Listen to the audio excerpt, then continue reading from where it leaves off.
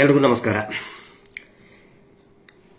ಹಿಂದೂಗಳ ಪವಿತ್ರ ಶ್ರೀ ಕ್ಷೇತ್ರ ಧರ್ಮಸ್ಥಳದ ಹೆಸರಿನಲ್ಲಿ ನಡೆಸ್ತಕ್ಕಂತಹ ಈ ಏನು ಅಕ್ರಮ ಮೀಟರ್ ಬಡ್ಡಿ ದಂಧೆ, ಅದರ ವಿರುದ್ಧ ಕಳೆದ 1.5 ವರ್ಷದಿಂದ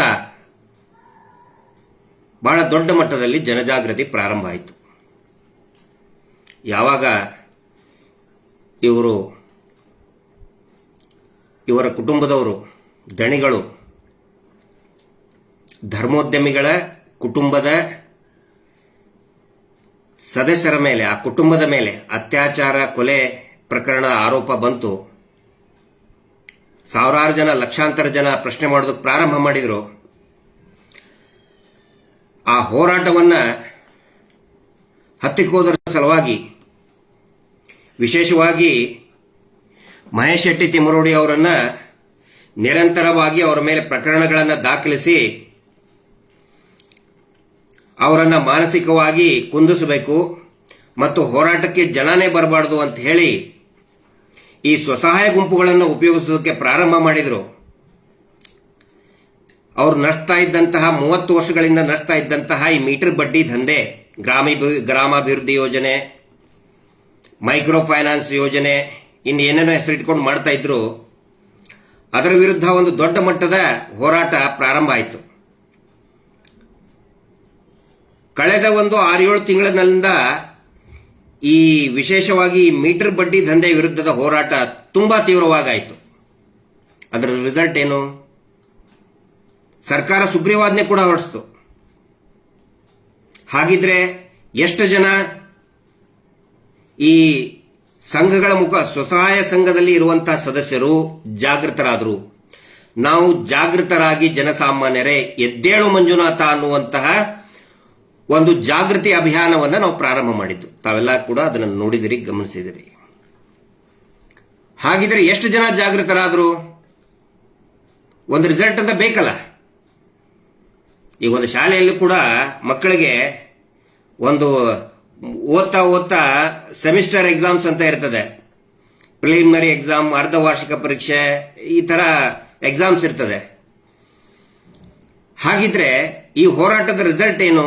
ಜನಜಾಗೃತಿಯ ರಿಸಲ್ಟ್ ಏನು? ಎಷ್ಟು ಜನ ಈ ಸಂಘದಿಂದ ಹೊರಗಡೆ ಬಂದಿದ್ದಾರೆ, ಅಂದ್ರೆ ಈ ಬಡ್ಡಿ ಕಿರುಕುಳದಿಂದ ಹೊರಗಡೆ ಬಂದಿದ್ದಾರೆ? ಅದನ್ನ ಸವಿಸ್ತಾರವಾಗಿ ನಿಮ್ಮ ಮುಂದೆ ಇವತ್ತು ಹೇಳ್ತಾ ಇದ್ದೀನಿ. ಒಂದು ವರದಿ ಇದೆ. ಆ ವರದಿ ನಾವು ತಯಾರು ಮಾಡಿದ್ದಲ್ಲ.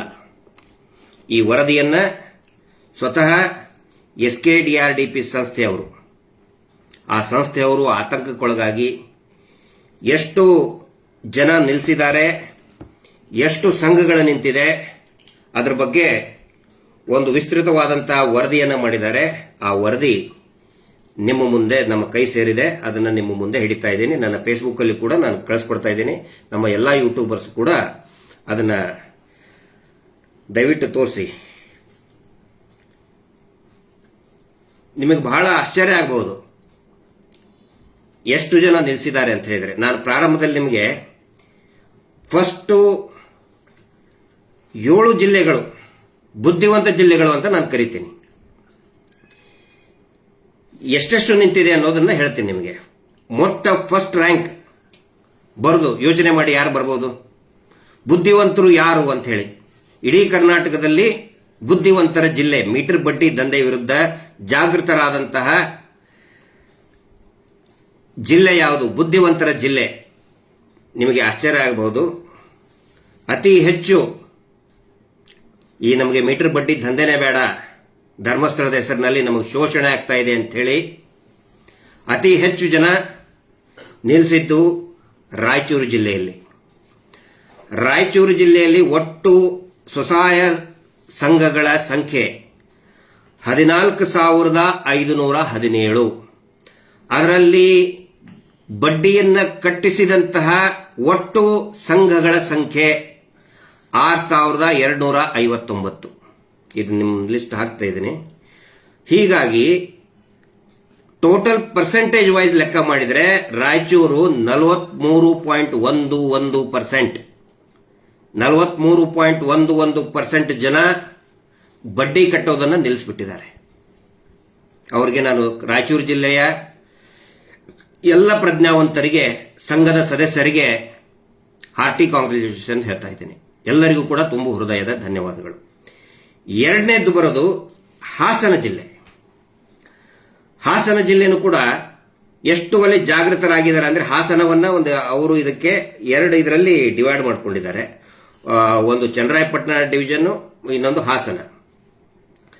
ಚನ್ನರಾಯಪಟ್ಟಣ ಭಾಗದಲ್ಲಿ ಒಟ್ಟು ಸ್ವಸಹಾಯ ಗುಂಪುಗಳ ಸಂಖ್ಯೆ 11,687. ಒಟ್ಟು ಅಂತ ಹೇಳಿದ್ರೆ ಇವರು ಧರ್ಮಸ್ಥಳದ್ದು, ನನ್ನ ಬೇರೆ ಅವರು ಕೂಡ ಮಾಡಿದ್ದಾರೆ, ನಾನು ಅದನ್ನ ಇಲ್ಲಿ ಹೇಳ್ತಾ ಇಲ್ಲ. ಇದು ಬರೀ ಧರ್ಮಸ್ಥಳ ಹೆಸರಿನಲ್ಲಿ ನಡೀತಕ್ಕಂತಹ ಮೀಟರ್ ಬಡ್ಡಿ ದಂಧೆ ಕುರಿತಾಗಿ ನಾನು ಹೇಳ್ತಾ ಇದ್ದೀನಿ.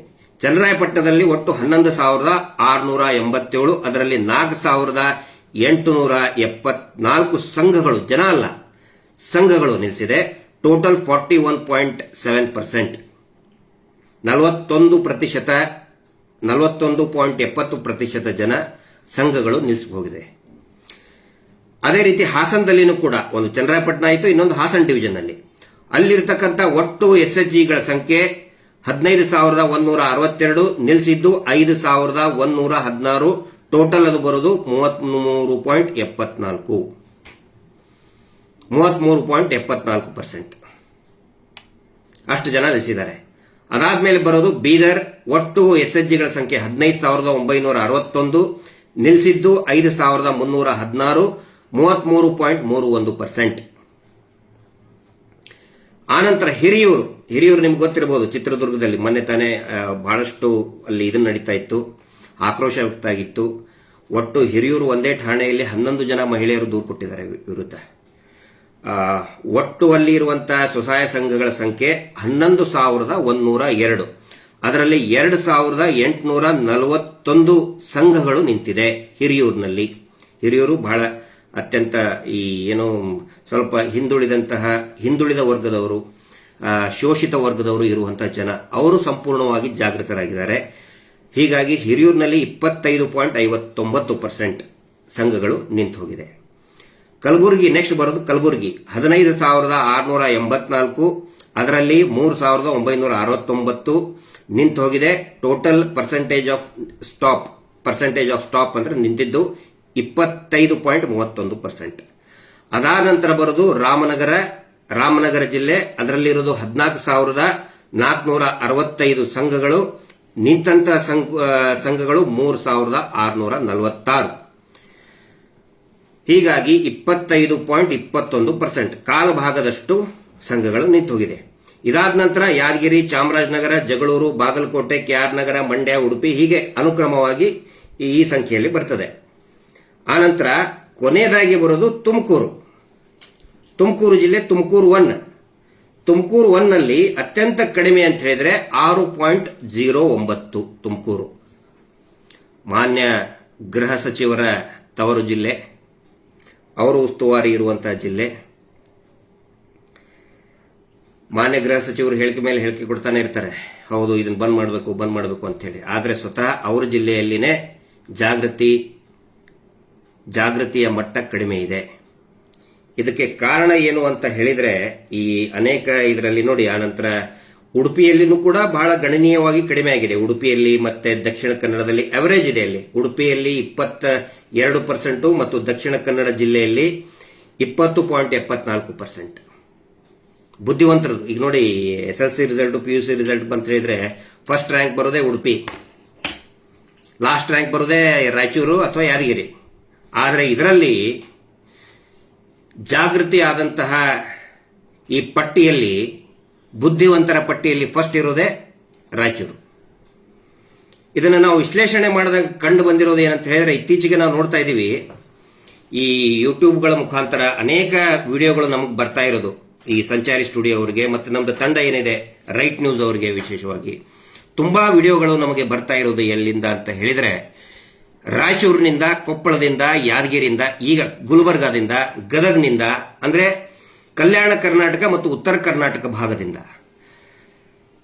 ಇದು ಅಲ್ಲಿ ಯಾಕೆ ನಿಲ್ಲಿಸೋದಕ್ಕೆ ಸಾಧ್ಯ ಆಗ್ತಾ ಇದೆ ಅಂತ ಹೇಳಿದ್ರೆ, ಅಲ್ಲಿ ಎಲ್ಲಾ ಮಹಿಳೆಯರು ಕೂಡ ಒಂದಾಗ್ತಾ ಇದ್ದಾರೆ.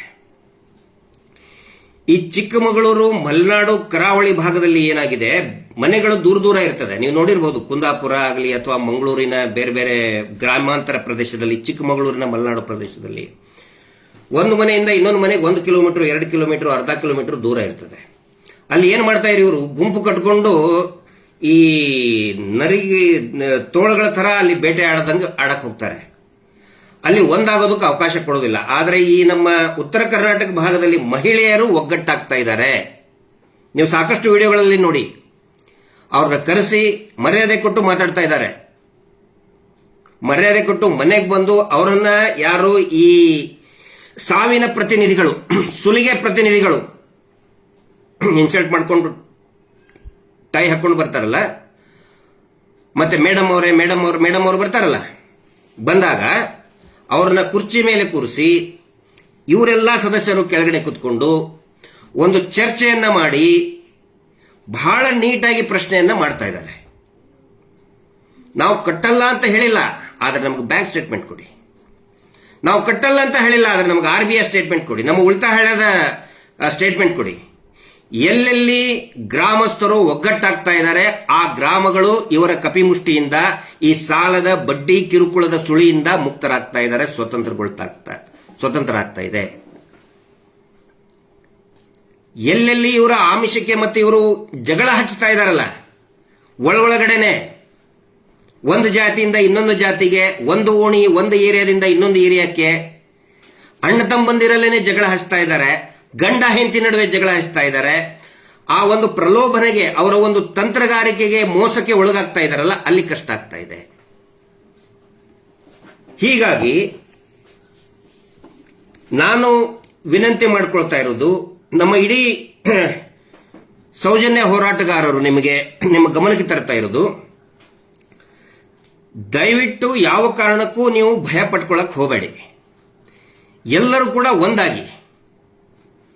ಇಲ್ಲಿ ಈಗ ವಿವರವಾಗಿ ಕೆಲವೊಂದಿಷ್ಟು ಈ ಪ್ರಶ್ನೋತ್ತರ ಇದರಲ್ಲಿ ಮಾಲಿಕೆ ಒಳಗಡೆ ನಾನು ವಿವರಣೆಯನ್ನು ಕೊಡ್ತೀನಿ ನಿಮಗೆ.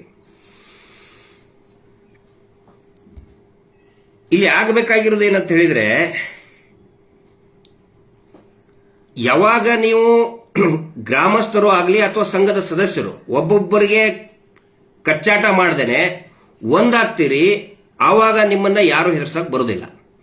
ಹೀಗಾಗಿ ಟೋಟಲ್ ಆಗಿ ಈ ವರದಿ ಏನಿದೆ, ಈ ವರದಿಯಲ್ಲಿ ಒಂದು ಅದ್ಭುತವಾದಂತಹ ಬೆಳವಣಿಗೆ ನಾನು ನಿಮ್ಗೆ ಹೇಳ್ತಾ ಇದ್ದೀನಿ. ಒಳ್ಳೆ ನೀವು ಓವರ್ ಆಲ್ ಎಷ್ಟು ಜನ ನಿಲ್ಲಿಸಿದ್ರು ಅಂತ ಹೇಳಿ, ಸಾರಿ, ಎಷ್ಟು 6,31,222 ಇವರು ಮಾರ್ಕ್ ಮಾಡಿದ್ದು ಒಟ್ಟು ಟೋಟಲ್ ಸಂಘಗಳ ಸಂಖ್ಯೆ. 6,31,222 ಸಂಘದಲ್ಲಿ ಒಟ್ಟು ನಿಂತಹ ಸಂಘಗಳ ಸಂಖ್ಯೆ 1,15,608. ನೋಡಿ, 1,15,000 ಬರೀ ಒಂದು 6 ತಿಂಗಳಲ್ಲಿ ಆನ್ ಅಂಡ್ ಅವರೇಜ್ ಒಂದು ಸಂಘದಲ್ಲಿ ಇರುವಂತಹ, ಒಂದೊಂದರಲ್ಲಿ 7 ಇದ್ದಾರೆ, 8 ಇದ್ದಾರೆ, 10 ಇದ್ದಾರೆ. ಆನ್ ಅಂಡ್ ಅವರೇಜ್ ನಾವು 8 ಅಥವಾ 9 ಹಿಡ್ಕೊಂಡ್ರು ಕೂಡ ಇಡೀ ರಾಜ್ಯಾದ್ಯಂತ 10 ಲಕ್ಷ ಜನ ಸಂಘದ ಸದಸ್ಯರು ಬಡ್ಡಿ ಕಟ್ಟೋದನ್ನ, ಮರುಪಾವತಿ ಮಾಡೋದನ್ನ, ಈ ಮೀಟರ್ ಬಡ್ಡಿ ಸಂಸ್ಥೆಗೆ, ಲೈಸೆನ್ಸ್ ಇಲ್ಲದ ಮೀಟರ್ ಬಡ್ಡಿ ಸಂಸ್ಥೆಗೆ 10 ಲಕ್ಷ ಜನ ಸಂಪೂರ್ಣವಾಗಿ ನಿಲ್ಲಿಸಿಬಿಟ್ಟಿದ್ದಾರೆ. ಹೋರಾಟದ ಒಂದು ಅದ್ಭುತವಾದಂತಹ ಪರಿಣಾಮ ಇದು. ಬಹುಶಃ ಏನೊಂದು ಸಾಮಾಜಿಕ ಚಳುವಳಿ, ಇದು ಜಾಗೃತಿ ಅನ್ನೋದು ಈಗ ಚಳುವಳಿಯಾಗಿ ಪರಿವರ್ತನೆಗೊಂಡಿದೆ, ಒಂದು ಸೋಷಿಯಲ್ ರೆವಲ್ಯೂಷನ್ ಆಗಿದೆ. ಅದರ ರಿಸಲ್ಟ್ ಇದು. ಇದರಲ್ಲಿ ಸಾಕಷ್ಟು ಜನ ತೊಡಗಿಸ್ಕೊಂಡಿದ್ದಾರೆ. ನಮ್ಮ ಜಸ್ಟಿಸ್ ಫಾರ್ ಸೌಜನ್ಯ ವಾರ್ ರೂಮ್ನಲ್ಲಿ ನಾನು ಎಲ್ಲಾ ಸದಸ್ಯರಿಗೂ ಕೂಡ ಧನ್ಯವಾದಗಳನ್ನು ಹೇಳ್ತೇನೆ. ಅದರ ಜೊತೆಗೆ ನಮ್ಮ ಜೊತೆಗೆ ಕೈ ಜೋಡಿಸಿದಂತಹ ರಾಜ್ಯ ಮಾಹಿತಿ ಹಕ್ಕು ಸಂಘಟನೆ ಸಂಪೂರ್ಣವಾಗಿ ನಮ್ಮ ಜೊತೆಗೆ ನಿಂತ್ಕೊಂಡಿದೆ. ಅವ್ರಿಗೂ ಕೂಡ ನಾನು ಧನ್ಯವಾದಗಳನ್ನು ಹೇಳ್ತೇನೆ. ನಮ್ಮ ಕಲಬುರಗಿಯಲ್ಲಿಯ ಚೆನ್ನೈ ವಸ್ತ್ರದವರು ಅಧ್ಯಕ್ಷರಿದ್ದಾರೆ ಮತ್ತು ಅವರ ಇಡೀ ತಂಡ ಏನಿದೆ, ನಮ್ಮ ವಿಜಯನಗರ ಜಿಲ್ಲೆ ಇರ್ಬೋದು ಮತ್ತು ಪ್ರತಿಯೊಂದು ಜಿಲ್ಲೆಯಲ್ಲಿ ಇರತಕ್ಕಂತಹ ಮಾಹಿತಿ ಹಕ್ಕಿನ ಕಾರ್ಯಕರ್ತರು, ಸೌಜನ್ಯ ಹೋರಾಟಗಾರರು ಮತ್ತು ಅನೇಕ ಯೂಟ್ಯೂಬ್ಗಳು ಕೂಡ್ಲಾ ರಾಂಪೇಜಿಂದ ಹಿಡಿದು ಈಗ ಸಂಚಾರಿ ಸ್ಟುಡಿಯೋ ಅವರು ಇರಬಹುದು ಮತ್ತು ಈಗ ರೈಟ್ ನ್ಯೂಸ್ ಇರಬಹುದು ಮತ್ತು ನಿರಂತರವಾಗಿ ಅನೇಕ ನಮ್ಮ ಯಾವುದು ಅಕ್ಷರ ಮೀಡಿಯಾ ಇರಬಹುದು, ಜನತಾ ಏಜೆಂಟ್ ಇರಬಹುದು, ಆನಂತರ ಥರ್ಡ್ ಐ ಇರಬಹುದು, ಈಗ ಇರ್ತಕ್ಕಂಥ ಶಿಮಾ ನ್ಯೂಸ್ ಮತ್ತು ಸಯನ್ ಅಂತ ಇನ್ನೂ ಅನೇಕ ಪಟ್ಟಿ ಬಹಳ ತುಂಬಾ ಇದೆ. ತುಂಬಾ ಚೆನ್ನಾಗಿ ಪ್ರೆಸೆಂಟ್ ಮಾಡಿದ್ದಾರೆ, ತುಂಬಾ ಚೆನ್ನಾಗಿ ಜನರಿಗೆ ತಲುಪಿಸತಕ್ಕಂತಹ ಪ್ರಯತ್ನ ಮಾಡಿದ್ದಾರೆ. ಯಾಕಂದ್ರೆ ದೊಡ್ಡ ದೊಡ್ಡ ಚಾನೆಲ್ಗಳು ಬರೀ ಮೈಕ್ರೋ ಫೈನಾನ್ಸ್ ಅಂತಾರೆ, ಆದರೆ ವಾಸ್ತವದಲ್ಲಿ ಏನು ನಡೀತಾ ಇದೆ ಅದನ್ನ ಜನರಿಗೆ ಮುಟ್ಟಿಸುವಲ್ಲಿ ಈ ಎಲ್ಲಾ ಯೂಟ್ಯೂಬ್ಗಳು ಮತ್ತು ಸೋಷಿಯಲ್ ಮೀಡಿಯಾದಲ್ಲಿ, ಅದು ಇನ್ಸ್ಟಾಗ್ರಾಮ್ ಇರಬಹುದು, ವಾಟ್ಸಪ್ ಇರಬಹುದು, ಆನಂತರ ಫೇಸ್ಬುಕ್ ಇರಬಹುದು, ಅಲ್ಲಿ ಇರತಕ್ಕಂತಹ ಸಾಮಾಜಿಕ ಕಾಳಜಿ ಇರುವಂತಹ ಅನೇಕ ಜನ ಬುದ್ಧಿವಂತರು, ಪ್ರಜ್ಞಾವಂತರು ಇದನ್ನ ಪ್ರತಿಯೊಬ್ಬರಿಗೂ ಕೂಡ ಮುಟ್ಟಿಸುವಂತಹ ಪ್ರಯತ್ನ ಮಾಡಿದ್ದಾರೆ. ಅವರೆಲ್ಲರಿಗೂ ಕೂಡ ನಾನು ಧನ್ಯವಾದಗಳನ್ನು ಹೇಳ್ತಾ ಇದ್ದೇನೆ. ಬಹುಶಃ ರಾಜ್ಯ ಕಂಡಂತಹ ಒಂದು ಅತಿ ದೊಡ್ಡ ಚಳುವಳಿಯ ಒಂದು ಅತಿ ದೊಡ್ಡ ಫಲ ಇದು. ಇಷ್ಟು ಕಡಿಮೆ ಸಂಖ್ಯೆಯಲ್ಲಿ, ಯಾಕಂತ ಹೇಳಿದ್ರು ಬಹಳ ದರ್ಪ ಇವರು ಯಾರಿಗೂ ಕೂಡ ಮಾತಾಡೋದಕ್ಕೆ ಬಿಡ್ತಾ ಇರಲಿಲ್ಲ, ಯಾರಿಗೂ ಮಾತಾಡಕ್ ಬಿಡ್ತಾ ಇರಲಿಲ್ಲ. ಇವರು ಏನೇ ಆದ್ರೂ ಕೂಡ ಬರೀ ಅವರು ಸುಳ್ಳ ಪ್ರೊಪಗಂಡ, ನಾವು ಆ ಅಭಿವೃದ್ಧಿ ಮಾಡಿದ್ವಿ, ಈ ಅಭಿವೃದ್ಧಿ ಮಾಡಿದ್ವಿ, ಎಲ್ಲಾ ಸುಳ್ಳಿನ ಕಂತೆ, ಸುಳ್ಳಿನ ಕೋಟೆ ಕಟ್ಟು ಮೆರೆದಂತವ್ರು ಇವರು. ಪೊಲೀಸ್ ಠಾಣೆ ಇವ್ರ ಲೆಕ್ಕಕ್ಕೇ ಇರಲಿಲ್ಲ. ಒಂದ್ ಹಂತಕ್ಕೆ ಇವ್ರು ಎಲ್ಲಿಗೆ ಬಂದಿದ್ರ ಅಂತ ಹೇಳಿದ್ರೆ ನೀವು ನೋಡಿರ್ಬೋದು, ಅಬ್ಸರ್ವ್ ಮಾಡಿರ್ಬೋದು. ಒಂದು 3-4 ತಿಂಗಳ ಹಿಂದೆನೆ ನೀನ್ ದುಡ್ಡು ಕಟ್ಟಲಿಲ್ಲ ಅಂದ್ರೆ ಪೊಲೀಸರನ್ನು ಕಳಿಸ್ತೇನೆ ಅಂತ ಹೇಳ್ತಾ ಇದ್ರು. ಈಗ ಅವರೇ ಪೊಲೀಸರಿಗೆ ಹೆದರ್ತಾ ಇದ್ದಾರೆ, ಹೆದರ್ಕೊಂಡು ಓಡ್ತಾ ಇದ್ದಾರೆ. ಇದು ಹೋರಾಟಕ್ಕೆ ಸಿಕ್ಕಂತಹ ಒಂದು ಫಲ, ಹೋರಾಟದ ಪರಿಣಾಮ, ಜನಜಾಗೃತಿಯ ಪರಿಣಾಮ. ಹೀಗಾಗಿ ಇದು ಬರೀ ಒಬ್ಬ ವ್ಯಕ್ತಿ, ಒಂದಿಷ್ಟು ಜನರದ ವ್ಯಕ್ತಿದಲ್ಲ, it is a team work. ನಾವು ಟೀಮ್ ವರ್ಕ್ನಲ್ಲಿ ನಂಬ್ತೇವೆ. ನಮ್ಮ ಇಡೀ ಟೀಮ್ ವರ್ಕ್ ಯಾರ್ಯಾರು ಸಹಕಾರ ಕೊಟ್ಟಿದ್ದಾರೆ, ಆಕ್ಟಿವ್ ಆಗಿ ಕೆಲಸ ಮಾಡ್ತಾ ಇದ್ದಾರೆ, ಅವರೆಲ್ಲರಿಗೂ ಕೂಡ ಧನ್ಯವಾದಗಳನ್ನ ಹೇಳ್ತೇನೆ. ಯಾರ್ಯಾರು ನೋಡ್ತಾ ಇದ್ದೀರಿ, ಯಾರ್ಯಾರು ಇಲ್ಲಿ ಕಮೆಂಟ್ ಹಾಕ್ತಾ ಇದ್ದೀರಿ, ಅವರಿಗೆ ಒಂದು ವಿನಂತಿ ಮಾಡ್ತಾ ಇದ್ದೀನಿ. ಈ ಮೊದಲನೆಯ ಒಟ್ಟು 7 ವಿಭಾಗಗಳು ಅಂದ್ರೆ 25% ವರೆಗೆ ನಿಲ್ಲಿಸಿದ್ದಾರೆ, ಅವರೆಲ್ಲರಿಗೂ ಕೂಡ ಒಂದು ಥಮ್ಸ್ ಅಪ್ ಅನ್ನ ಮಾಡಿ ಅಂತ ನಾನು ರಿಕ್ವೆಸ್ಟ್ ಮಾಡ್ಕೊತಾ ಇದ್ದೀನಿ. ರಾಯಚೂರು, ಚನ್ನರಾಯಪಟ್ಟಣ, ಹಾಸನ, ಬೀದರ್, ಹಿರಿಯೂರು, ಕಲಬುರಗಿ, ರಾಮನಗರ ಜಿಲ್ಲೆಗೆ ದಯವಿಟ್ಟು ಒಂದು ಥಮ್ಸ್ ಅಪ್ ಅಂತ ಮಾಡಿ, ಅವರಿಗೆ ಒಂದು ಏನೋ ಕ್ಲಾಪ್ಸ್ ಹಾಕಿ, ಚಪ್ಪಾಳೆ ತಟ್ಟಿ. ಯಾಕಂತ ಹೇಳಿದ್ರೆ ನಾವು ಅವರಿಗೆ ಶ್ಲಾಘನೆ ಮಾಡಬೇಕು. ಇದು ವೆರಿ ಶಾರ್ಟ್ ಪೀರಿಯಡ್ ನಲ್ಲಿ ಬಂದಂತಹ ರಿಸಲ್ಟ್. ಇದೇ ರೀತಿ ನಾನು ಎಷ್ಟೋ ಜನ ಹೆದರ್ಕೋತಾ ಇದ್ದಾರೆ, ಅಲ್ಲೋ ನಾವು ಕಟ್ಟಲಿಲ್ಲ ಅಂದ್ರೆ ಏನಾಗುತ್ತೆ. ಅವ್ರಿಗೆ ನಾನು ಹೇಳ್ತಾ ಇದ್ದೀನಿ ನೋಡಿ, 10 ಲಕ್ಷ ಜನ ಕಟ್ಟೋದನ್ನ ನಿಲ್ಲಿಸಿದ್ದಾರೆ. 10 ಲಕ್ಷ ಜನ ಟೋಟಲ್. ಇವ್ರದ್ದು ಸಂಖ್ಯೆ ಸಾಲ ಕೊಟ್ಟಂತವರಿಗೆ 51 ಲಕ್ಷ ಜನಕ್ಕೆ. 51 ಲಕ್ಷ ಜನದಲ್ಲಿ 10 ಲಕ್ಷ ಜನ, ಒಬ್ರು ಇಬ್ರು 1000 2000 ಲಕ್ಷ ಅಲ್ಲ, 10 ಲಕ್ಷ ಜನ ಈ ಕಿರುಕುಳದಿಂದ ಹೊರಗಡೆ ಬಂದಿದ್ದಾರೆ. ನೀವು ಕೂಡ ಇನ್ನು ಮೇಲೆ ಪ್ರತಿ ಗ್ರಾಮದವರು ಒಗ್ಗಟ್ಟಾಗಿ ಈ ಒಂದು ಕೆಲಸಕ್ಕೆ ನೀವು ಕೈ ಹಾಕಿ. ಯಾರ್ಯಾರು ಒಬ್ಬೊಬ್ಬರೇ ಇದ್ದೀರಿ, ಕೆಲವೊಬ್ರು ಕೇಳ್ತಾ ಇದ್ದಾರೆ, ಎಲ್ಲರೂ ನನಗೆ ಧೈರ್ಯ ಸಾಲ್ತಾ ಇಲ್ಲ, ಎಲ್ಲರೂ ಈಗ ಬೈತಾ ಇದ್ದಾರೆ ಅಂತೇಳಿ. ಅವರೆಲ್ಲ ಅಕ್ಕಂದರು, ನಮ್ಮ ತಂಗಿಯಂದರು ಒಂದು ಮಾತು ತಿಳ್ಕೊಳ್ಳಿ, ನೀವು ಒಂದು ಗಟ್ಟಿಯಾದಂಥ ಹೆಜ್ಜೆ ತಗೊಂಡ್ರೆ, ನಿಲುವು ತಗೊಂಡ್ರೆ, ಇವತ್ತು ಯಾರು ನಿಮ್ಮ ವಿರೋಧವಾಗಿದ್ದಾರೆ ನಾಳೆ ಅವರು ಕೂಡ ನಿಮ್ಮ ಜೊತೆಗೇನೆ ಬರ್ತಾರೆ. ಯಾಕಂದ್ರೆ ಎಲ್ಲರಿಗೂ ಕೂಡ ಇದು ಸಾಲದ ಶೂಲ, ವಿಪರೀತ ಬಡ್ಡಿ, ಕಿರುಕುಳ ಎಲ್ಲರಿಗೂ ಕೂಡ ಭಾರನೇ ಇದು. ಒಬ್ರು ಸ್ನೇಹಿತರು ನನಗೆ ಕೇಳಿದ್ರು, ಜನಕ್ಕಿನ್ನೂ ಎಷ್ಟಂತ ನಾವು ಅರ್ಥ ಮಾಡಿಸ್ಬೇಕು ರೀ ಸರ್, ಎಷ್ಟಂತ ಅರ್ಥ ಮಾಡಿಸ್ಬೇಕು? ನಾವು ಜಾಸ್ತಿ ಅರ್ಥ ಮಾಡಿಸುವಂತ ಅವಶ್ಯಕತೆ ಇಲ್ಲ. ಯಾಕಂತ ಹೇಳಿದ್ರೆ ಹೊಟ್ಟೆ ಹಸಿದವನಿಗೆ ನಿನಗೆ ಹಸಿವಾಗಿದೆ ಅಂತ ಹೇಳೋ ಅವಶ್ಯಕತೆ ಇಲ್ಲ, ಅವನಿಗೆ ಅರ್ಥ ಆಗ್ಬಿಡ್ತದೆ. ಯಾರಿಗೆ ಬರ್ತಾ ಬರ್ತಾ ಇದರಲ್ಲಿ ಏನಂತ ಹೇಳಿದ್ರೆ ಈ ಹೊಸ ಗುಂಪುಗಳು ಜಾಸ್ತಿ ಇದೆ, ಪಾಪ ಅವ್ರಿಗೆ ಗೊತ್ತಿಲ್ಲ, ಅಮಾಯಕರಿದ್ದಾರೆ. ಆ ತರ ಸಂಖ್ಯೆಗಳು 1 ಲಕ್ಷಕ್ಕಿಂತ ಜಾಸ್ತಿನೇ ಇದೆ. ನಾವು ಅವನ್ನೆಲ್ಲ ಮೈನಸ್ ಮಾಡಿದ್ರು ಕೂಡ ಟೋಟಲ್ 25% ವರೆಗೆ ಜನ ನಿಲ್ಲಿಸಿದ್ದಾರೆ, 25% ವರೆಗೆ. ಹಿಂಗಾಗಿ ಯಾರು ಕಿರುಕುಳಕ್ಕೆ ನೀವು ಒಳಗಾಗ್ತಾ ಇದ್ದೀರಿ, ನೀವು ಒಬ್ಬರೇ ಇಲ್ಲ. ನಿಮ್ಮ ತರ ಲಕ್ಷಾಂತರ ಜನ ಈ ಬಡ್ಡಿ ಕಟ್ಟೋದನ್ನ ಇದರಿಂದ ಹೊರಗಡೆ ಬಂದಿದ್ದಾರೆ. ಹಾಗಿದ್ರೆ ಈ 1,15,000 ಜನ ನಿಲ್ಲಿಸಿದ್ರಲ್ಲ, ಅವ್ರೇನ್ ಮಾಡಬೇಕು? ಪರ್ಯಾಯ ಏನು? ಈಗ ನಾವು ಬರೀ ಇದನ್ನ ಈ ಪ್ರಾಡಕ್ಟ್ ತಗೋಬೇಡಿ, ಇದನ್ನ ಉಪಯೋಗಿಸ್ಕೋಬೇಡಿ, ಇದ್ರ ಸರಿ ಇಲ್ಲ ಅಂತ ಹೇಳಿದ್ರೆ ಸರಿ ಇದ್ದಿದ್ದು ಯಾವುದು ಅಂತ ನಾವು ಹೇಳಬೇಕಲ್ಲ. ಜನ ಕೇಳ್ತಾರೆ. ಹೌದಪ್ಪ, 1 ಲಕ್ಷ ಜನ ಹತ್ತತ್ರ 1,15,000 ಸಂಘಗಳು ಅವರು ನಿಲ್ಲಿಸಿದ್ರು. ಮುಂದೇನು ಪರ್ಯಾಯ ಏನು? ಇಲ್ಲಿ ನಾನು ಕೆಲವೊಂದಿಷ್ಟು ಸಲಹೆಗಳನ್ನ, ಇದರಲ್ಲಿ ನಾನು ಒಬ್ಬನೇ ಇಲ್ಲಿ ನಾನು ಮಾತಾಡ್ತಾ ಇದ್ದೀನಿ, ಬಟ್ ನಂದು ಹಿಂದಿರುವಂತಹ ಒಂದು ಟೀಮ್ ಏನಿದೆ, ಬ್ಯಾಂಕಿಂಗ್ ಸೆಕ್ಟರ್ ನಲ್ಲಿರುವಂತಹ ಟೀಮ್ ಏನಿದೆ, ಸಾಮಾಜಿಕ ಕ್ಷೇತ್ರದಲ್ಲಿ ದುಡಿತಕ್ಕಂತಹ ಕೆಲವೊಂದಿಷ್ಟು ಕಾರ್ಯಕರ್ತರು ಅವರು ಕೊಟ್ಟಂತಹ ಸಲಹೆಗಳನ್ನ ನಾನು ನಿಮ್ಮ ಮುಂದೆ ಹೇಳ್ತಾ ಇದ್ದೀನಿ. ಮೊದಲೇದು ನಾನು ನಿಮ್ಗೆ ಹೇಳೋದು, ವಿನಾಕಾರಣ ನೀವು ಸಾಲನೇ ತಗೋಬೇಡಿ. ಒಂದನೇದು, ವಿನಾಕಾರಣ ಸಾಲ ತಗೋಬೇಡಿ. ಇದು ಬೋಧನೆ ಆಗ್ಬಹುದು ನಿಮಗೆ.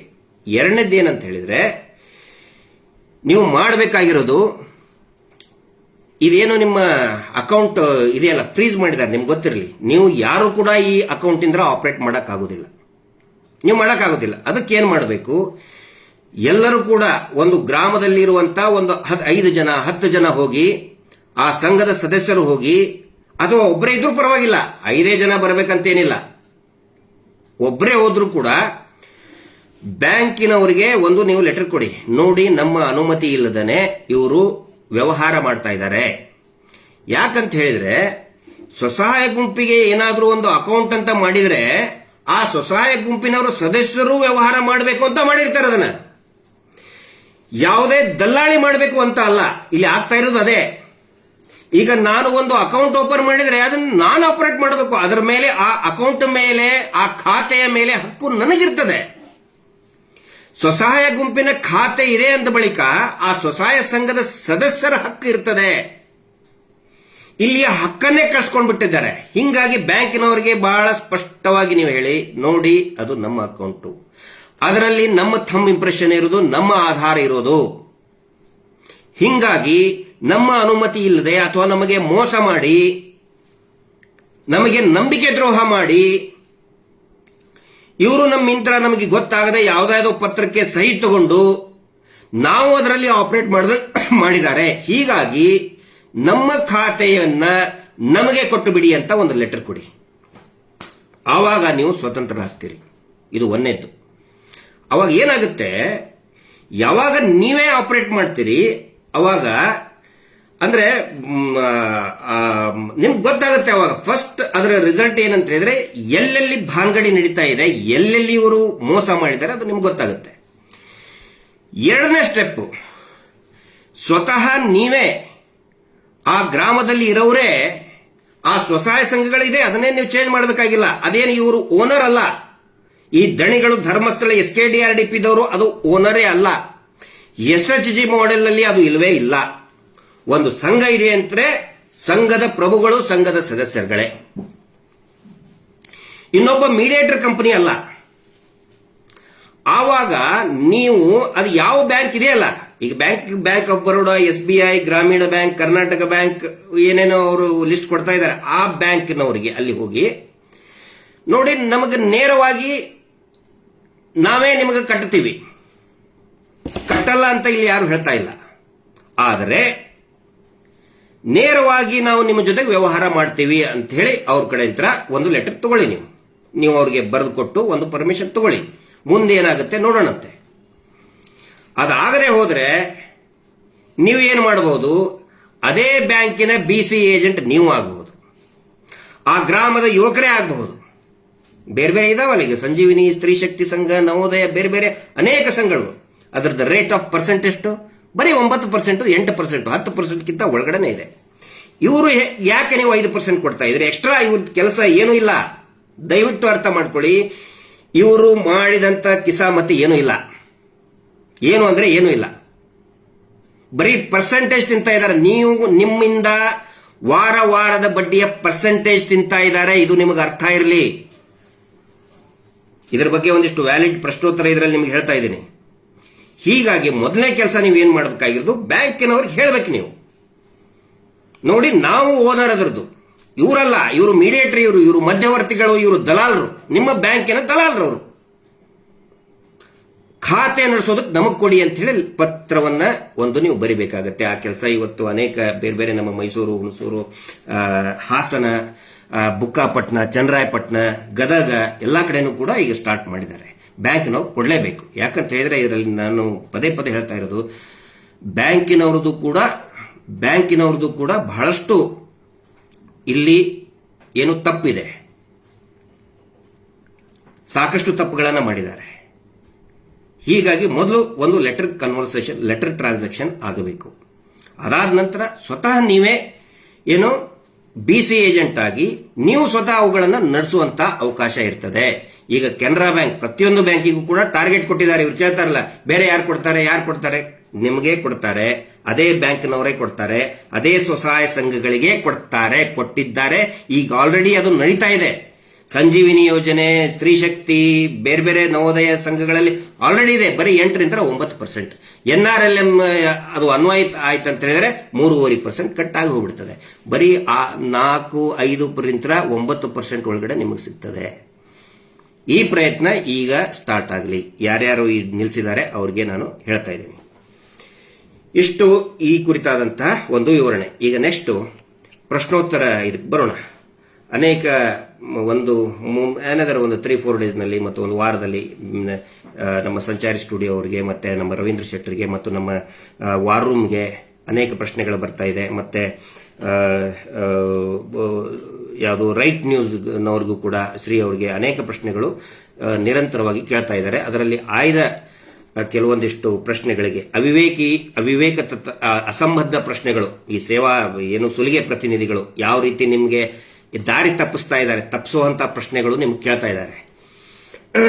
ಅದರಲ್ಲಿ ಒಳಗಡೆನೆ ಪಾಪ ಸದಸ್ಯರುಗಳಿಗೆ ಗೊಂದಲ ಆಗ್ತಾ ಇದೆ.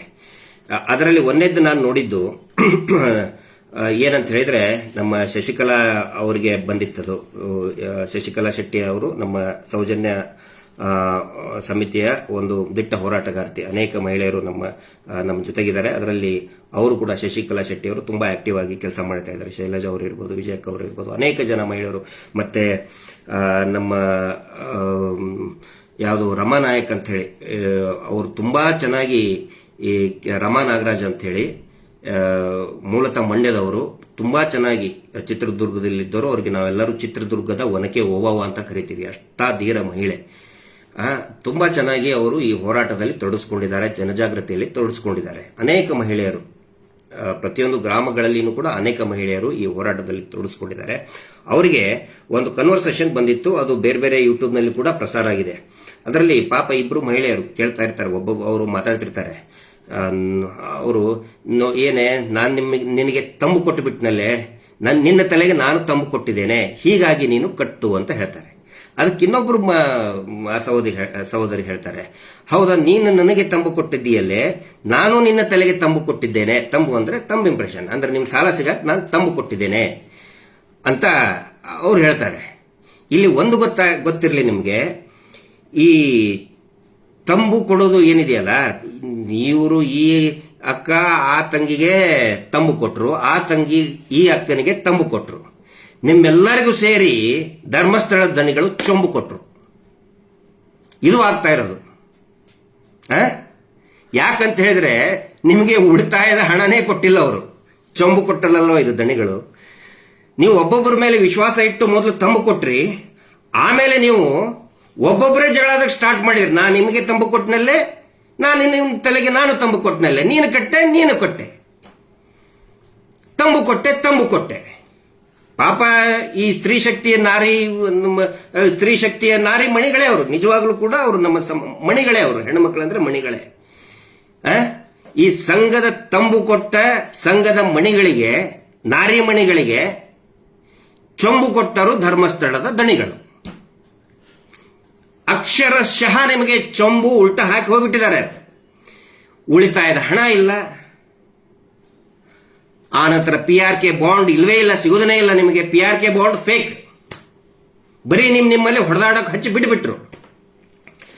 ಇವರು ಹೇಳ್ತಾರಲ್ಲ, ನಿಮ್ಗೆ ಏನು ಆಧಾರ ಅಂದ್ರೆ ಏನಂತಾರಪ್ಪ ಅದಕ್ಕೆ, ಶ್ಯೂರಿಟಿ ಇಲ್ದೇನೆ, ಯಾವುದೇ ದಾಖಲೆ ಇಲ್ಲದೇನೆ ನಿಮಗೆ ನಾವು ಸಾಲ ಕೊಟ್ಟಿಲ್ವಾ ನಿಮಗೆ ಅಂತ ಕೇಳ್ತಾರೆ.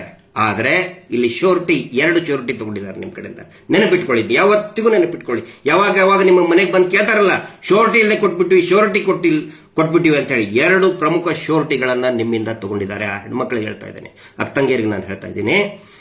ಎರಡು ಪ್ರಮುಖ ಶ್ಯೂರಿಟಿಗಳು ಯಾವುದು ಅಂತ ಹೇಳಿದ್ರೆ, ಒಂದನೇದ್ದು ಮಾನ,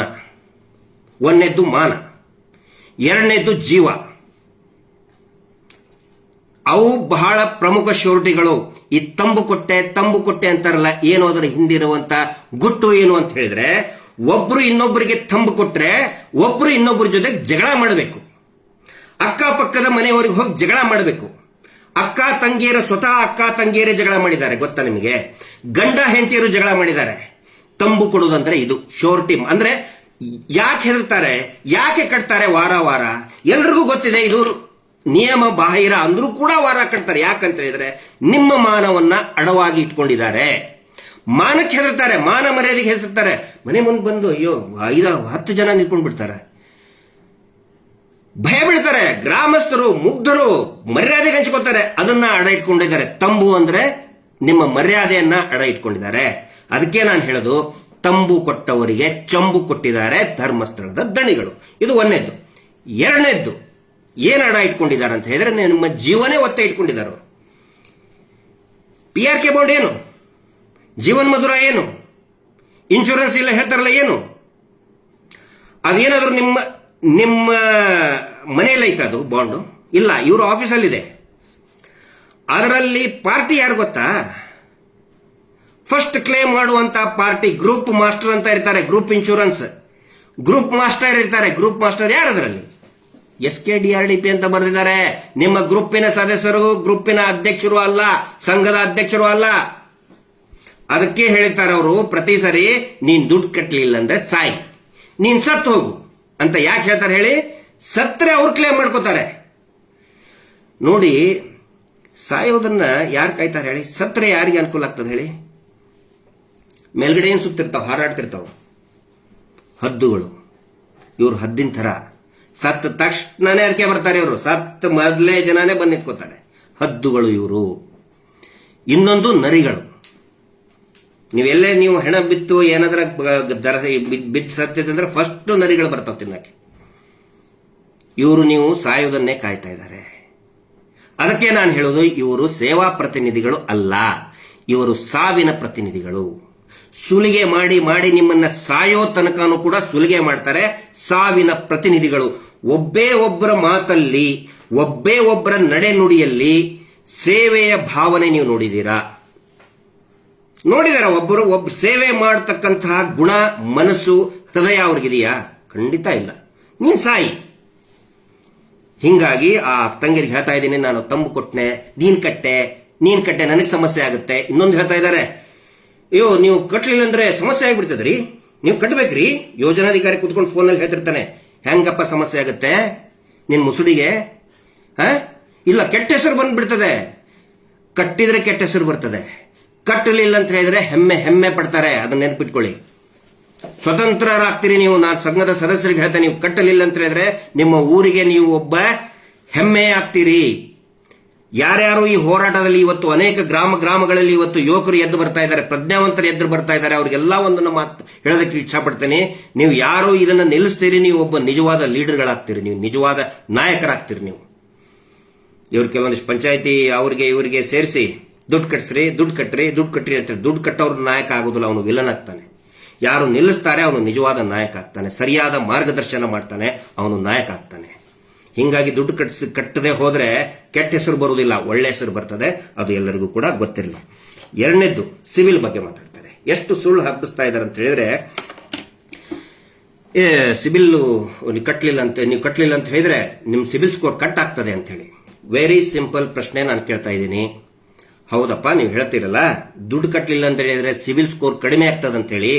ಕಳೆದ 10 ವರ್ಷದಿಂದ ಕಟ್ಟಿದಾರಲ್ಲ, 10 ವರ್ಷದಿಂದ ಕಟ್ಟಿದಾರಲ್ಲ, ಜಾಸ್ತಿ ಆಗುತ್ತಾನೆ? ಆಗಬೇಕಲ್ಲ, ತೋರ್ಸಂತ ಹೇಳಿ ಅವರಿಗೆ. ಸಿವಿಲ್ ಬರೀ ಕಡಿಮೆ ಆಗೋದಿಲ್ಲ, ಜಾಸ್ತಿನೂ ಆಗುತ್ತೆ. ಕರೆಕ್ಟ್ ಆಗಿ ನೀವು ತಿಂಗಳ ಕಟ್ತಾ ಹೋದ್ರೆ, ಅಥವಾ ಎವ್ರಿ 3 ಮಂತ್ಸ್ ಕಟ್ತಾ ಹೋದ್ರೆ, ಬ್ಯಾಂಕಿಂಗ್ ನಿಯಮದ ಪ್ರಕಾರ ಕಟ್ತಾ ಹೋದ್ರೆ ಸಿಬಿಲ್ ಸ್ಕೋರ್ ಜಾಸ್ತಿ ಆಗುತ್ತೆ.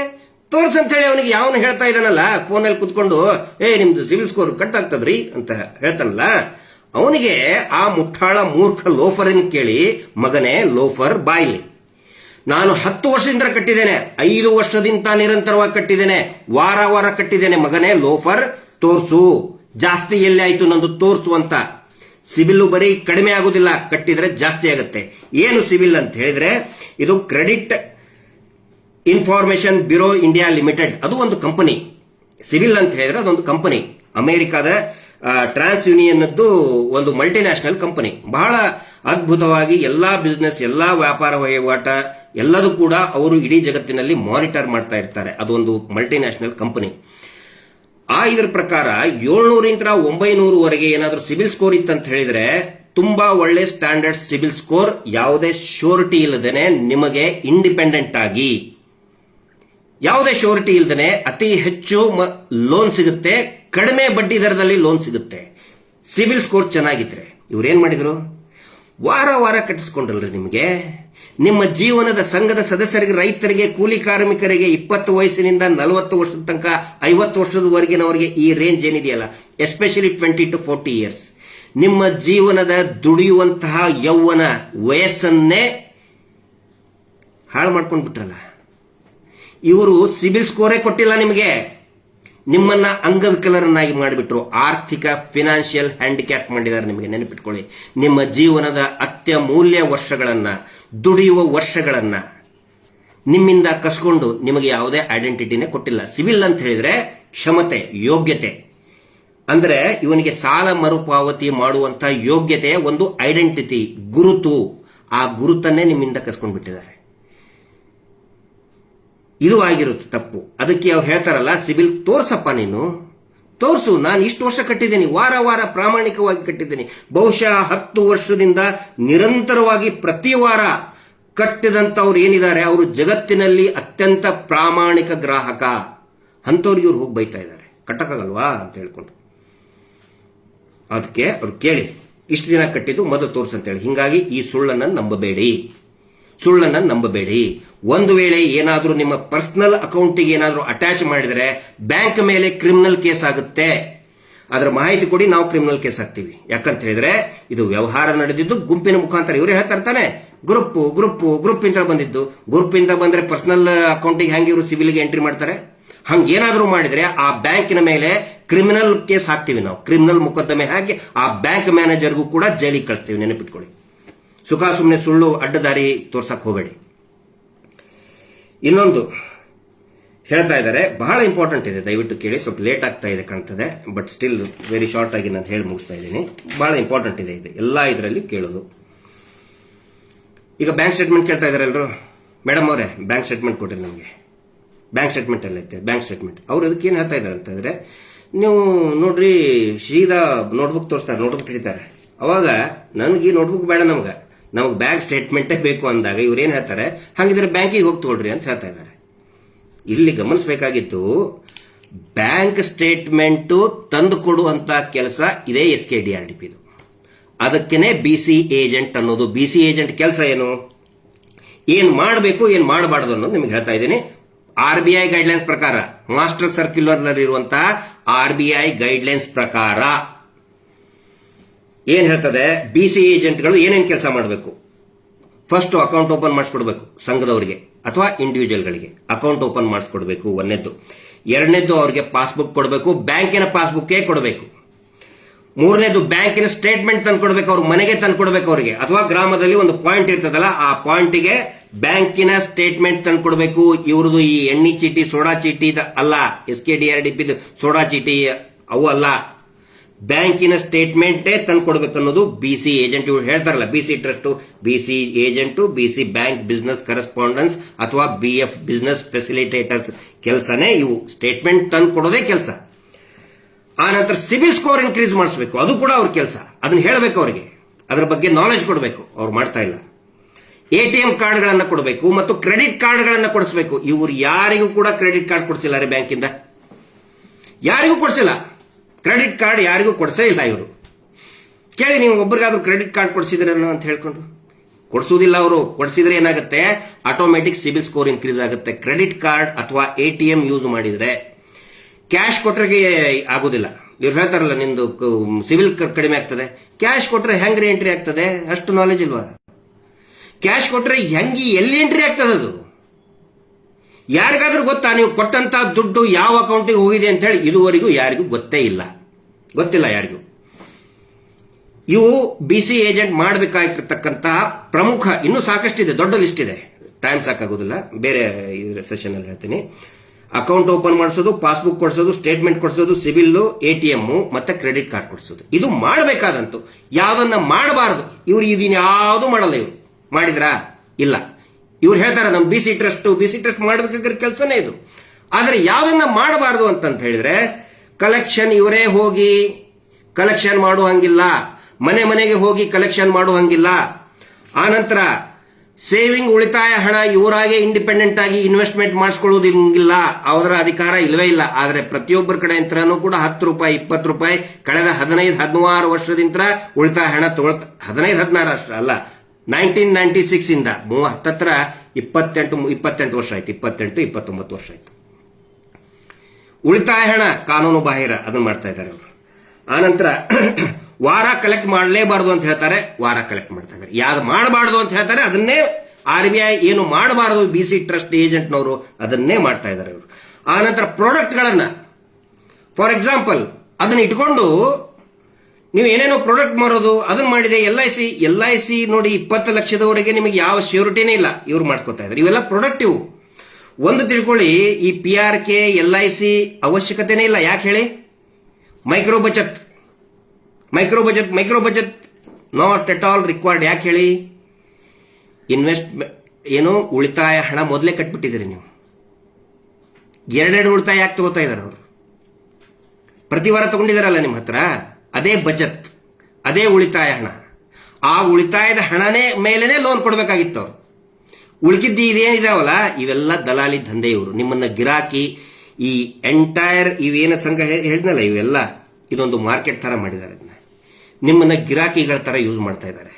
ಮಾರುಕಟ್ಟೆ ಸಂತೆಗೆ ಗಿರಾಕಿಗಳು ಹೋದಾಗ ಅವ್ರಿಗೊಂದು ಆಪ್ಷನ್ ಇರ್ತದೆ, ಒಳ್ಳೇದಿದ್ರೆ ತಗೋಬಹುದು, ಕೆಟ್ಟದಿದ್ರೆ ಬೇಡ ಅಂತ ಹೇಳ್ಬೋದು. ರೇಟ್ ಜಾಸ್ತಿ ಇದ್ರೆ ಬೇಡಪ್ಪ ಅಂತ ಹೇಳ್ತಾರೆ. ಆದ್ರೆ ನಿಮ್ಮನ್ನ ಕಡ್ಡಾಯವಾಗಿ ಖರೀದಿ ಮಾಡಲೇಬೇಕು ಅನ್ನುವಂತಹ ಗಿರಾಕಿಗಳನ್ನ ನಿಮ್ಮನ್ನ ಆ ರೀತಿ ಮಾಡಿಬಿಟ್ಟಿದ್ದಾರೆ.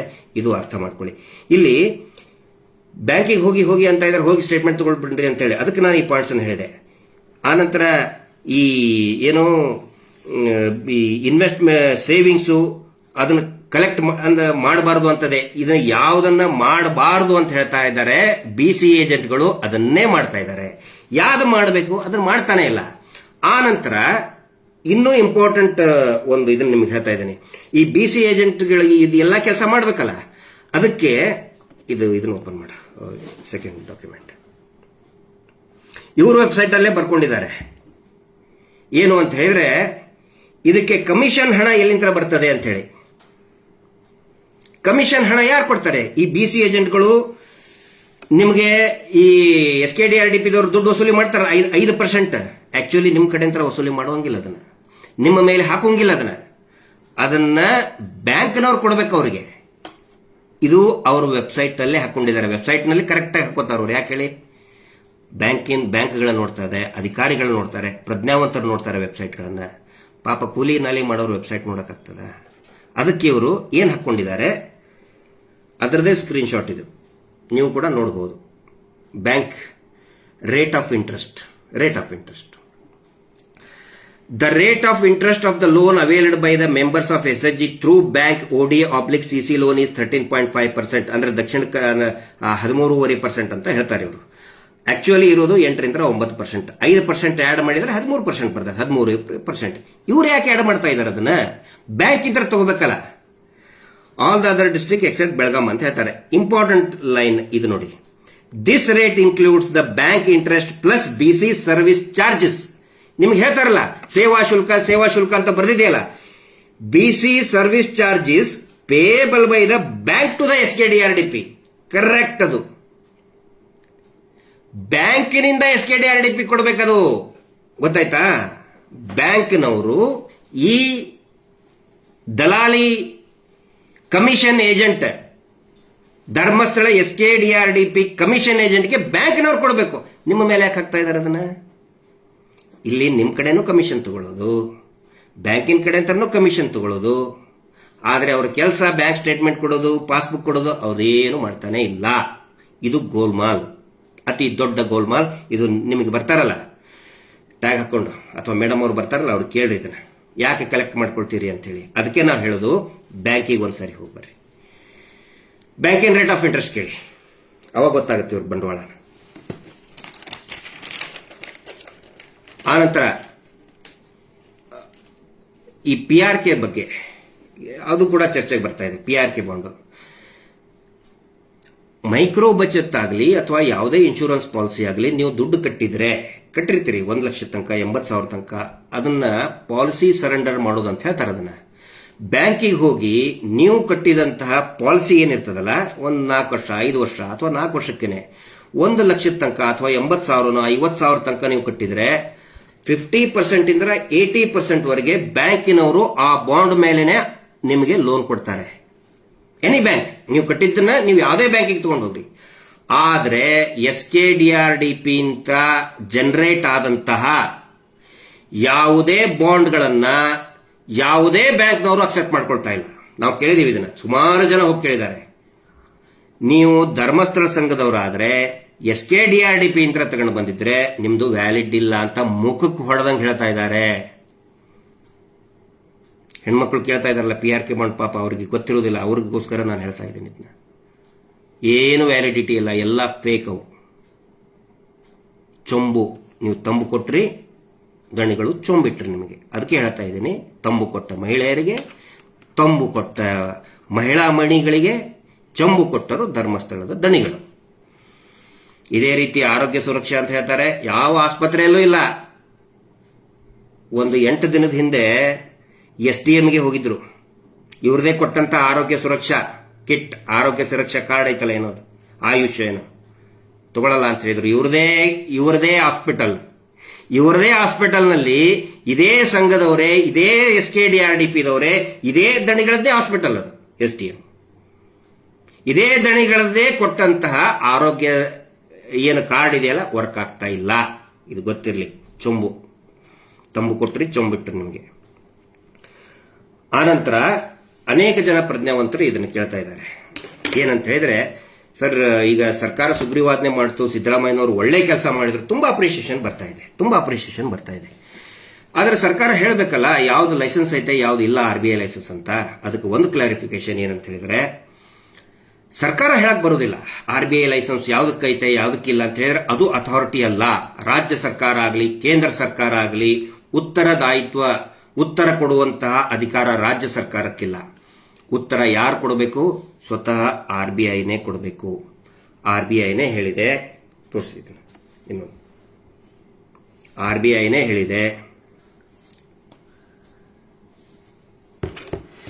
ಕೇಳದಂತ ಮಾಹಿತಿ ಹಕ್ಕಿಗೆ ಅಧಿಕೃತವಾದಂತ RBI ಸೀಲ್ ಇರೋದು. ಇದನ್ನು ಕೂಡ ನಾವು ಹಾಕಿದೀವಿ, ಸುಮಾರು ನಮ್ಮ ಯೂಟ್ಯೂಬ್ಗಳಲ್ಲಿ ಬಂದಿದೆ, ನಾವು ಕೂಡ ನಾನು ಇದರಲ್ಲಿ ಹಾಕಿದ್ದೀನಿ. ಇದರಲ್ಲಿ this organisation Shri Kshetra Dharmasthala rural development SKDRDP allowed to provide loans to self help ಗ್ರೂಪ್ಗಳಿಗೆ ಲೋನ್ ಕೊಡುವಂತಹ ಅಧಿಕಾರ ಹೊಂದಿದೆಯಾ, ಅದಕ್ಕೆ ಲೈಸೆನ್ಸ್ ಇದೆಯಾ ಅಂತ ಕೇಳಿದ್ದಾರೆ. ಅದಕ್ಕೆ ಇನ್ಫಾರ್ಮೇಶನ್ ಈಸ್ ನಾಟ್ ಅವೈಲೇಬಲ್. ಸ್ವತಃ RBI ಹೇಳಿದೆ. RBI ಸೀಲ್ ಪ್ರತಿಯೊಂದು ಇದೆ. ಇದೇನು ಫೇಕ್ ಅಲ್ಲ, ಇವ್ರ ಹಂಗೆ ಬೋರೈತ ಬಡವ ಅಂತ ಫೇಕ್ ಅಲ್ಲ. RBIನ ಯಾರು ಫೇಕ್ ಮಾಡೋಕ್ಕಾಗಲ್ಲ, ಮಾಡಿದ್ರೆ ಒಳಗಡೆ ಹೋಗ್ತಾರೆ ಅವರು.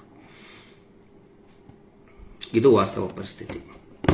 ಹಿಂಗಾಗಿ ಹೇಳಿಬಿಟ್ಟಿದಾರಲ್ಲ, ಇದರಲ್ಲಿ ಸುಗ್ರೀವಾಜ್ಞೆಯಲ್ಲಿ ಹೇಳಿಬಿಟ್ಟಿದಾರಲ್ಲ, ಯಾರ್ದು ಲೈಸೆನ್ಸ್ ಇಲ್ಲ ಅವ್ರದ್ದು ಮನ್ನಾ ಆಗಿದೆ ಅಂತ ಹೇಳಿ. ಹಿಂಗಾಗಿ ಏನು 1,15,000 ಜನ, 1,15,000 ಸಂಘಗಳು, ಆ ಸಂಘದಲ್ಲಿ ಇದ್ದಂತ 10 ಲಕ್ಷ ಜನ ಅವರಿಗೆ ಬುದ್ಧಿವಂತರು ಅಂತ ಯಾಕೆ ಹೇಳ್ತಾ ಇದ್ದೀನಿ, ನಿಲ್ಸಿದಾರಲ್ಲ ಅವ್ರು ಬುದ್ಧಿವಂತರು ಯಾಕಂತ ಹೇಳಿದ್ರೆ, ಪ್ರಸಾದ ಅದು ಮಂಜುನಾಥ ಸ್ವಾಮಿಯ ಪ್ರಸಾದ ಇಲ್ಲ ಅನ್ಲಿಲ್ಲ ಅವರು. ಇವ್ರು ಹೇಳ್ತಾರಲ್ಲ ನಾವು ಅಭಿವೃದ್ಧಿ ಮಾಡ್ತೀವಿ, ಅಭಿವೃದ್ಧಿ ಅಂತಾನೆ ತಗೊಂಡ್ಬಿಡ್ರಿ ನೀವು. ಪಾಪ ಅವ್ರು ಅಭಿವೃದ್ಧಿ ಮಾಡ್ತಾ ಇದಾರಲ್ಲ, ನಿಮ್ಮ ಮನೆ ಅಭಿವೃದ್ಧಿಗೆ ಅಂತ ಕೊಟ್ಬಿಡ್ರಿ. ಯಾಕಂದ್ರೆ ಹೆಸರು ಏನಾದ್ರದ್ದು ಅಭಿವೃದ್ಧಿ ಸಂಸ್ಥೆ ಅಂತ ಇಟ್ಕೊಂಡಿದ್ದಾರೆ. ನಿಮ್ದು ಅಭಿವೃದ್ಧಿ ಮಾಡುತ್ತೇವೆ ಅಂತ ಹೇಳಿ ಪ್ರಸಾದ ಕೊಟ್ಟಿದ್ದಾರೆ. ಅದು ಯಾರ ಮುಖಾಂತರ? ಸಿದ್ದರಾಮಯ್ಯನವ್ರ ಮುಖಾಂತರ. ಇವ್ರು ಹೇಳಿದ್ರಲ್ಲ ಫ್ರೀ ಬಸ್ ಮಾಡಿದ ಕೂಡಲೇ, ಮುಂಚೆ ಸಿದ್ದರಾಮಯ್ಯ ಅವ್ರಿಗೆ ಏನಂತ ಬೈದ್ರಿ ಇವರು, ನೀವು ಮೀನು ತಿಂದು ಬಂದಿದ್ದೀರಿ, ದೇವಸ್ಥಾನದ ಒಳಗಡೆ ನೀವು ಬರಬೇಡಿ ಅಂತ ಇದೇ ಧರ್ಮೋದ್ಯಮಿಗಳು ಇದೇ ವ್ಯಕ್ತಿ ಹೇಳಿದಂಥವ್ರು ಮುಖ್ಯಮಂತ್ರಿ ಆದ್ಮೇಲೆ ಏನು ಹೇಳಿದ್ರು, ನೀವು ಒಳ್ಳೆ ಕೆಲಸ ಮಾಡಿಬಿಟ್ರಿ, ನೀವು ಬನ್ನಿ ದೇವಸ್ಥಾನಕ್ಕೆ ಬನ್ನಿ, ಪ್ರಸಾದ ತಗೊಂಡು ಹೋಗಿ ಅಂತ. ಕರೆಕ್ಟ್, ಪ್ರಸಾದ ತಗೊಂಡು ಹೋಗಿ ಅಂತ. ಸಿದ್ದರಾಮಯ್ಯನವ್ರು ಪ್ರಸಾದ ತಗೊಂಡ್ರು. ಅದೇ ಪ್ರಸಾದವನ್ನ ಇಡೀ ರಾಜ್ಯಾದ್ಯಂತ ಕೊಡ್ತಾ ಇದ್ದಾರೆ. ಈಗ ಒಳ್ಳೆ ಕೆಲಸ ಅಲ್ಲ? ನಿಮ್ಮೆಲ್ಲರಿಗೂ ಪ್ರಸಾದ ಕೊಟ್ಟಿದ್ದಾರೆ. ಈಗ 10 ಲಕ್ಷ ಜನ ಪ್ರಸಾದ ತಗೊಂಡಿದ್ದಾರೆ. ಪ್ರಸಾದ ಯಾರಾದ್ರೂ ವಾಪಸ್ ಕೊಡಕ್ಕಾಗ್ತದ? ಅದೇ ರೀತಿ ಉಳಿದವರು ಕೂಡ ದಯವಿಟ್ಟು ಇದನ್ನ ಪ್ರಸಾದ ಅಂತ ಇಟ್ಕೊಂಡು ತಗೊಂಡ್ಬಿಡಿ ನೀವು. ಇವ್ರು ಹೇಳ್ತಾರಲ್ಲ ಪ್ರಸಾದ ಪ್ರಸಾದ ಅಂತ ಹೇಳ್ಕೊಂಡು, ನಾವು ಅಭಿವೃದ್ಧಿ ಯೋಜನೆ ಮಾಡ್ತೀವಿ, ಅಭಿವೃದ್ಧಿ ಯೋಜನೆ ಮಾಡ್ತೀವಿ. ಅಭಿವೃದ್ಧಿ ಅಂತಾನೆ ತಿಳ್ಕೊಂಡ್ರಪ್ಪ ಅದನ್ನ. ನೀವು ಲೇವಾದೇವಿ ಮಾಡ್ಬೇಕಂತ ಹೇಳಿದ್ರೆ RBI ಲೈಸೆನ್ಸ್ ತಗೋಬೇಕಾಗಿತ್ತು. ನೀವು RBI ಲೈಸೆನ್ಸ್ ಇಲ್ಲ. ಟ್ರಸ್ಟ್ ಅಂತ ಹೇಳಿದವರು ಕಂಪನಿ ಆಕ್ಟಿನ ಕೆಲಸ ನೀವು ಮಾಡೋಕ್ಕಾಗಂಗಿಲ್ಲ. ಇದು ಎಲ್ರಿಗೂ ಕೂಡ ಗೊತ್ತಿರುವಂತ ವಿಷಯ. ಕೊನೆಯದಾಗಿ ಒಂದು ಪ್ರಶ್ನೆ ಹೇಳಿ ನಾನು ಮಾತನ್ನು ಇವತ್ತಿನ ಲೈವ್ ಮುಗಿಸ್ತೀನಿ. ತುಂಬಾ ಖುಷಿ ಆಯ್ತು ಅದನ್ನು ನೋಡಿ. ನಮ್ಮ ಇದರಲ್ಲಿ ಸಂಚಾರಿ ಸ್ಟುಡಿಯೋದಲ್ಲಿ ಬಂತು ಮತ್ತು ನಮ್ಮ ರೈಟ್ ನ್ಯೂಸಲ್ಲಿ ಕೂಡ ಬಂತು. ಅಯ್ಯೋ ಹೆದರ್ಕೊಂಡು ವಿಡಿಯೋ ಮಾಡ್ಕೋಬೇಡ್ರಿ, ವಿಡಿಯೋ ಮಾಡ್ಕೋಬೇಡ್ರಿ, ವಿಡಿಯೋ ಮಾಡ್ಕೋತಾ ಇದ್ದಾಳಪ್ಪ ಆಕಿ. ಇನ್ನೊಂದು ಗದಗ್ ನಿಂತರ ಒಂದು ಕಳಿಸಿದ್ದಾರೆ. ಗದಗ್ನಲ್ಲಿ ನಮ್ಮ ಒಬ್ಬರು ನಾಗರಾಜ್ ಅಂತ ಅವರು ಮುಳುಗುಂದಿಂದ ಅವರು ಕಳಿಸಿದ್ದಾರೆ. ನೀವು ವಿಡಿಯೋ ಯಾಕೆ ಮಾಡ್ಕೋತೀರಿ, ನೀವು ವಿಡಿಯೋ ಯಾಕೆ ಮಾಡ್ಕೋತೀರಿ ಅಂತ ಕೇಳ್ತಾ ಇದ್ದಾರೆ. ಅದಕ್ಕೆ ನೀವು ಕೇಳ್ರಿ ಉಲ್ಟಾ ಅವ್ರಿಗೆ, ವಿಡಿಯೋ ಯಾಕೆ ಮಾಡ್ಕೋಬಾರ್ದು? ನಾಳೆ ಪೊಲೀಸರು ಕೇಳ್ತಾರಲ್ಲ ಸಾಕ್ಷಿ ಎಲ್ಲ ಐತೆ ಅಂತೇಳಿ, ಮತ್ತೇನು ಕೊಡಬೇಕು? ಆ ನಂತರ ಇವರು ವಿಡಿಯೋ ಮಾಡ್ಕೋಬೇಡ ಅಂತ ಯಾಕೆ ಹೇಳ್ತಾ ಇದ್ದಾರೆ? ಇವರು ನೀಟಾಗಿ ಸಾಚಾ ಇದ್ರೆ, ಇವರು ವ್ಯವಹಾರ ಸರಿ ಇದ್ರೆ ವಿಡಿಯೋ ಮಾಡ್ಕೋಬೇಡ ಅಂತ ಯಾಕೆ ಹೇಳ್ಬೇಕು? ಇವರು ವಿಡಿಯೋ ಮಾಡ್ಕೋಬೇಡ ಅಂತ ಯಾರು ಹೇಳ್ತಾರೆ ಗೊತ್ತೇನು? 2 ನಂಬರ್ ದಂಧೆ ಮಾಡೋರು, ಕಳ್ಳದ ದಂಧೆ ಮಾಡೋಂಥವ್ರು, ಈ ಮಟ್ಕ ಬರೀತಿರ್ತಾರಲ್ಲ, ಇಸ್ಪೇಟ್ ಕದ್ದು ಮುಚ್ಚಿ ಇಸ್ಪೇಟ್ ದಂಧೆ ಮಾಡ್ತಿರ್ತಾರಲ್ಲ, ಅಲ್ಲೇ ಹತ್ರ ಯಾರಾದ್ರೂ ವಿಡಿಯೋ ಹೊಡ್ಕೊಂಡೋದ್ರೆ ಬೈತಾರೆ, ನಡಿ ನಡಿ ಆ ಕಡೆ ಅಂತೇಳಿ, ಇಲ್ಲ ತರ ಎದ್ದು ಹೋಗ್ತಾರ.